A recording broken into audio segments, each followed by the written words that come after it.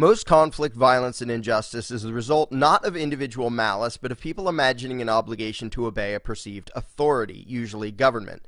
In their daily lives, most people accept the non-aggression principle. It's not okay to rob or attack other people.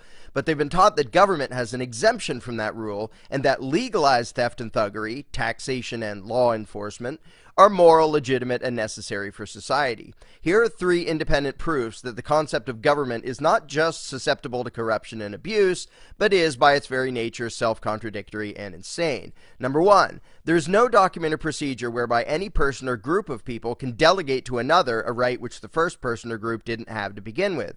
Ergo, Congress cannot have acquired and does not have the right to do anything that you don't have the right to do yourself.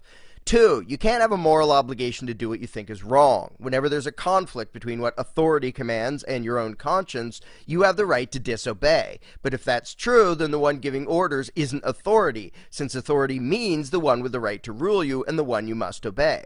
3, no document or ritual can alter morality and make an evil act good.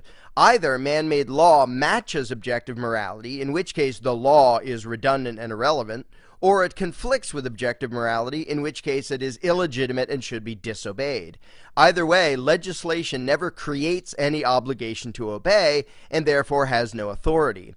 Once all of this is widely understood, that's the end of most of the theft, thuggery, oppression, and war in the world, which happens now as a result of the belief in government, meaning a rightful ruling class.